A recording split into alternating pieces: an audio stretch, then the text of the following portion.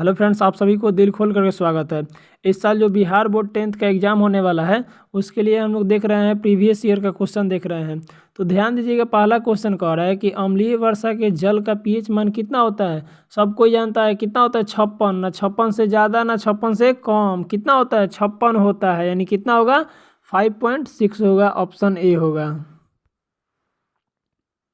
अगला क्वेश्चन देखिएगा, कह रहा है कि सिरका में निम्न में से कौन सा अम्ल पाया जाता है। इसका आंसर क्या होगा, ऑप्शन डी होगा। ऑप्शन डी होगा, एसिटिक एसिड होता है। कह रहा है कि चींटी के डंक में कौन सा अम्ल पाया जाता है। चींटी के डंक में कौन सा अम्ल पाया जाता है, मेथेनोइक अम्ल पाया जाता है। और ध्यान रखिएगा, आपका नेटाल प्लांट भी बोलेगा तो उसका भी क्या होता है, मेथेनोइक अम्ल ही होता है। चींटी बोले, बिच्छी बोले, मेथेनोइक अम्ल ही होता है।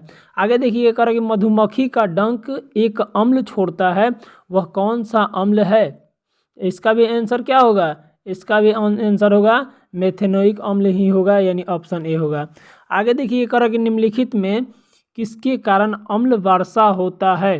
किसके कारण अम्ल वर्षा होता है, तो SO2 और NO2, यानी ऑप्शन में क्या है SO2, तो ऑप्शन बी हो जाएगा।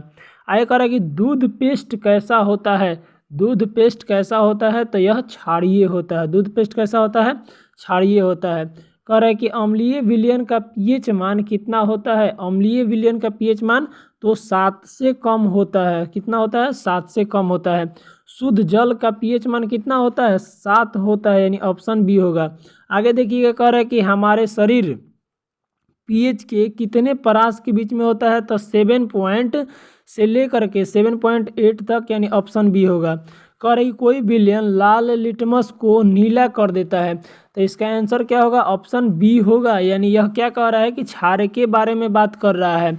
आगे देखिए, कह रहा है कि निम्न में कौन प्रबल अम्ल है, तो इसका आंसर क्या होगा, ऑप्शन बी होगा, HCl है।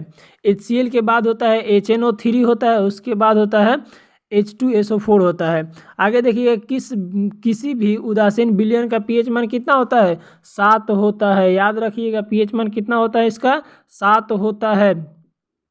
आगे देखिएगा, निम्नलिखित में पीएच का कौन सा मान क्षारक विलयन का मान देता है। तो क्षारक विलयन कह रहा है, तो इसमें कौन होगा, ऑप्शन डी होगा, 13 होगा। कह रहा है कि मिल्क ऑफ मैग्नीशिया का पीएच मान कितना होता है, 10.5 होता है। आगे देखिएगा, कह रहा है किस पीएच मान वाला विलयन सबसे अधिक अम्लीय होगा, तो ऑप्शन ए होगा। क्या होगा, ऑप्शन ए होगा। आगे कह रहा है कि दही में कौन सा अम्ल होता है, तो लैक्टिक अम्ल होता है। वीडियो देखने के लिए तहे दिल से धन्यवाद।